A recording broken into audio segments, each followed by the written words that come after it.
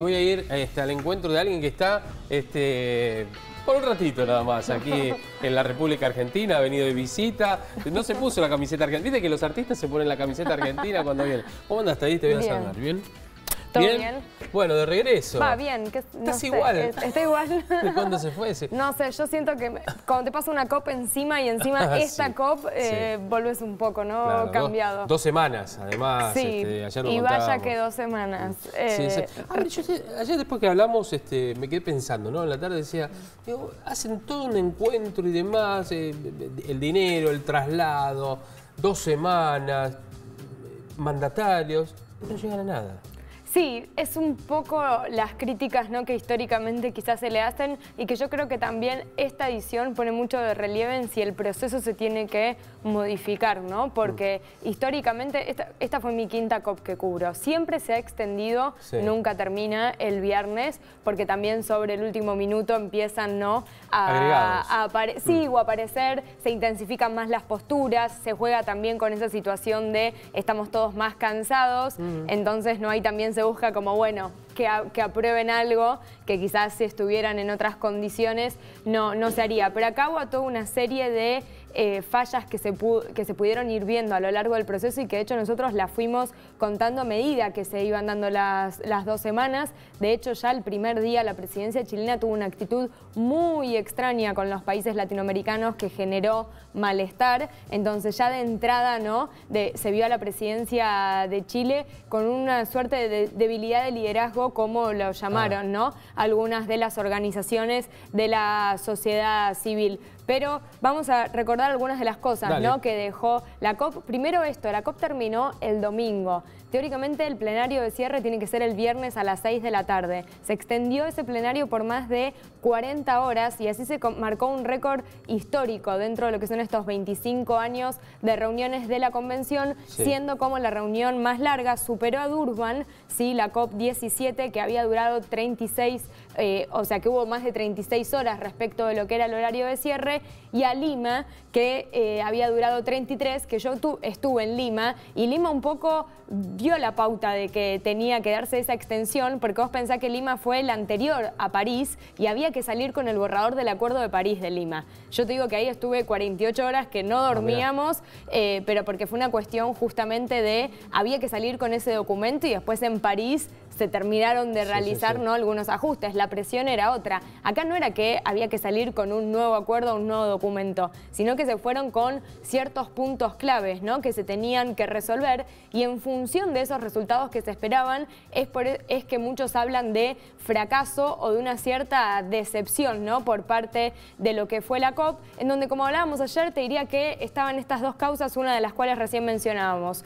Una débil posición de la presidencia chilena, ¿no?, de la COP, porque recordemos que por más que se hacía en Madrid, España, la presidencia, ese facilitar justamente la reunión continuaba bajo la presidencia de Chile, y por otra parte también, y combinado con eso, ante esa debilidad y ese proceso raro que hubo durante la COP, algunos países lo aprovecharon también para obstaculizar. Interesante ver cuál va a ser el rol el año que viene también de Brasil, que estuvo obstaculizando muchísimo a lo largo de las negociaciones, y también otros países históricos, ¿no?, los grandes países contaminadores como Arabia Saudita, Estados Unidos y China, que siempre vienen obstaculizando, ¿no?, para que no se avance. Sí. Bueno, ¿vemos los puntos? ¿Te parece que vos proponías? A ver. Veamos un poco los puntos ahí, los puntos críticos, o por lo menos sobre los cuales se esperaban algunos resultados. Se habló que era la COP de la ambición, y fue una palabra que estuve 2 semanas escuchándola, y en función de eso, y te diría que no fue lo suficientemente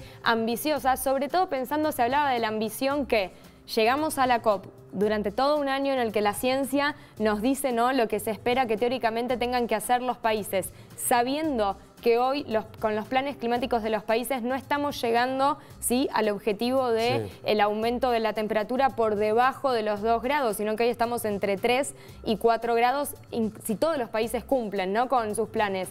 Y la verdad es que la mención que se hace respecto a que el año que viene los países presenten planes climáticos más ambiciosos, la realidad es que es un lenguaje muy débil en lo que aparece, ¿no?, en el documento final que se presentó en la COP. Ahí es donde quedó como con sabor a poco, ¿no?, respecto de la responsabilidad de lo que tengan que hacer los países el próximo año, sobre todo porque muchos países durante estas 2 semanas estuvieron como haciendo una relectura del acuerdo y diciendo no tenemos por qué presentar el año que viene de nuevo estos planes. Entonces quedó como, bueno, sí, reconocemos, ¿no?, como la urgencia de tener que presentar mejores planes, pero eso es criticado por la sociedad civil. El segundo punto, algo que yo venía hablando mucho, que era muy técnico, artículo 6, que quedó ya del año pasado de Katowice, en Polonia, en la COP24, fue el único artículo del Acuerdo de París que quedó por reglamentarse, y ese era uno de los grandes objetivos con el cual se empezó en la COP25. ¿Y qué pasó?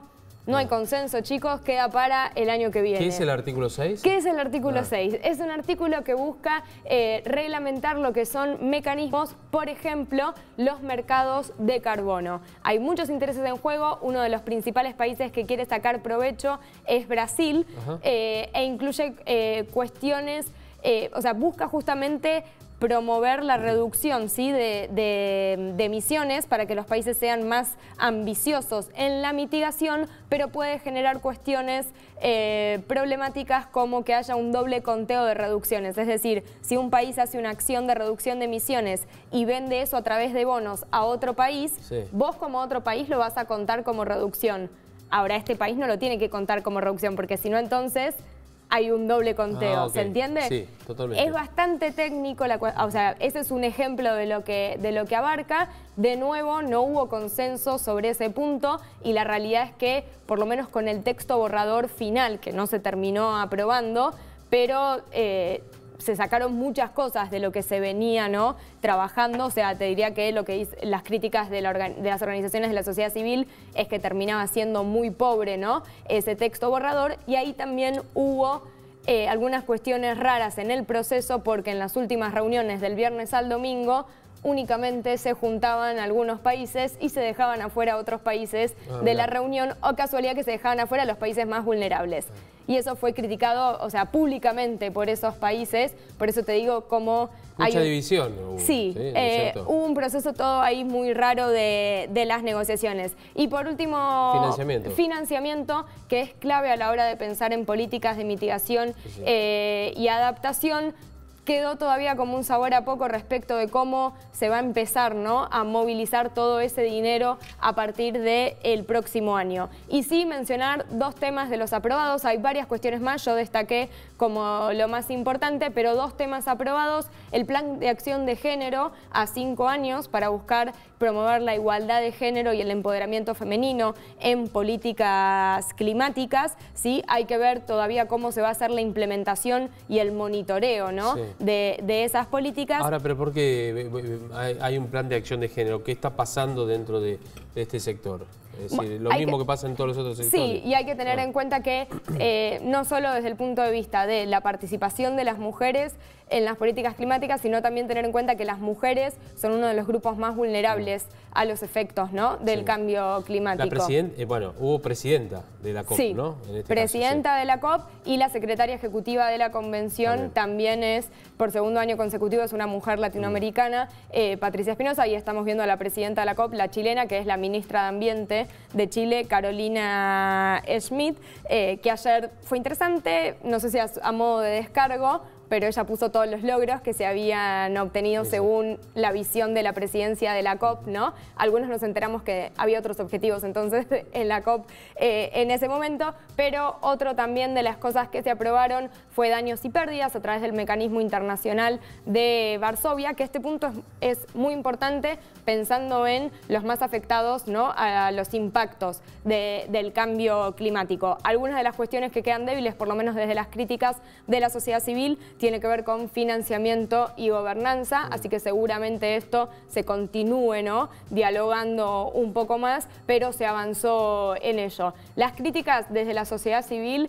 hablan de que, digamos, no se aprovechó esta oportunidad para avanzar, y sobre todo en el momentum en el que estamos, en que la ciencia habla, la ciencia muestra, ¿no?, la evidencia, los jóvenes salen a las calles y no se está viendo por parte de los líderes una respuesta, ¿no?, a todo eso. Se esperaba mucho más, se esperaba mucha más ambición, y también esto demuestra en cómo está la geopolítica, ¿no?, internacional, en donde tenés un Bolsonaro en Brasil, Trump en los Estados Unidos, que todavía está adentro, y mientras está adentro tiene la capacidad también, ¿no?, de obstaculizar una región latinoamericana que vos fíjate ya el primer día tuvo diferencias, ¿no?, con Chile, y no en actuar como bloque, y la histórica obviamente diferencia entre países desarrollados y países en desarrollo, donde se espera que justamente los que históricamente más contaminaron sean también los que provean de financiamiento a los países en desarrollo. El que quizás más sorprendió por lo que dijo ayer fue justamente el secretario general de Naciones Unidas, Antonio Guterres. Tenemos para ver el tuit con lo que dijo, en donde fue contundente, porque uno podría esperar, bueno, que traten como decir que se logró algo, no. Y él directamente ahí en su tuit dijo que estaba decepcionado, ¿sí?, con los resultados de la COP25. La comunidad internacional perdió una oportunidad importante para mostrar, ¿sí?, ambición incrementada en mitigación, adaptación. Ahí estábamos viendo el tuit, lo perdimos, pero básicamente él lo que dijo es esto de se perdió una oportunidad. Y era algo que también había dicho Greta en la conferencia de prensa en Madrid, de que no había que subestimar a la COP, sino que cada reunión era una oportunidad que había que aprovechar para aumentar la ambición, ¿no? Vos entrevistaste inclusive a jóvenes, ¿no es cierto?, que participaron en esta... Bueno, los jóvenes son el motor hoy justamente de este tema, ¿no? Porque muchos de los que tienen poder y son de mucha más edad, tienen algunos reparos, y además todavía están de alguna manera tratando de aclimatarse a estos tiempos, valga la expresión. Pero los jóvenes son los que van empujando en todo el mundo. ¿Qué te dijeron ellos? No, a ver, ellos buscan, sus reclamos van más allá, digamos, de la cuestión que están trabajando hoy, y sobre todo van respecto a lo que es la justicia climática, ¿no? Que esto, poniéndolo en el contexto en el cual venía Chile, ¿no?, hay que pensar también justicia climática es justicia social, y los reclamos van sobre todo desde ese punto de vista, y la ambición de responder a la ciencia. Los jóvenes, a partir del movimiento impulsado por Greta Thunberg, tomaron a la ciencia, buscaron visibilizarla y decirle a los líderes, tienen que hacer esto que ya es notorio que nos dice la ciencia. Pero una cuestión también importante que a lo largo de estas 2 semanas se vio en el reclamo, y que también apoyan los jóvenes, tiene que ver con los derechos humanos. Y es por esto que te digo de justicia climática, justicia social, y pensemos hablar de derechos humanos en una COP que estuvo bajo la presidencia de Chile, cuando justamente en Chile, ¿no?, hay violación, exacto, de los derechos humanos. Y por eso, para entender por qué es importante en todo este contexto,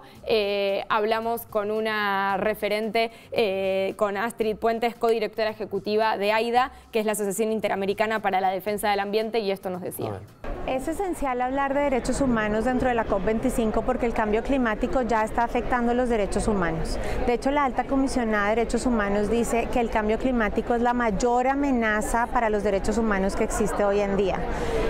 Por ejemplo, el IPCC, los científicos y científicas han dicho que si no hacemos las medidas necesarias, la diferencia entre solo medio grado implica que millones de personas más van a ser afectadas por el aumento del nivel del mar, por la contaminación, y es por eso, porque estamos hablando de la vida, del futuro, del territorio de las personas. Necesitamos incluir una cara humana a la acción climática, que no es solamente un tema de científicos, de emisiones y de números.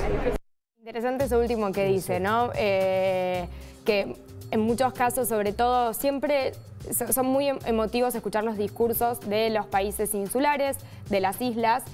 Hubo una representante que no me acuerdo ahora el país, pero que dijo en el plenario el otro día, quiero cerrar acá algo de lo cual pueda mirar después cuando vuelva a casa a mi hijo a la cara, ¿se entiende? Claro, Y ahí tiene que ver esto, que más allá de las cifras, los números, los reportes, las emisiones, hay personas detrás, ¿no?, de la acción o la inacción al cambio climático. Yo te iba a decir, a veces en algunas cosas, no digo cotidianas, pero frecuentes.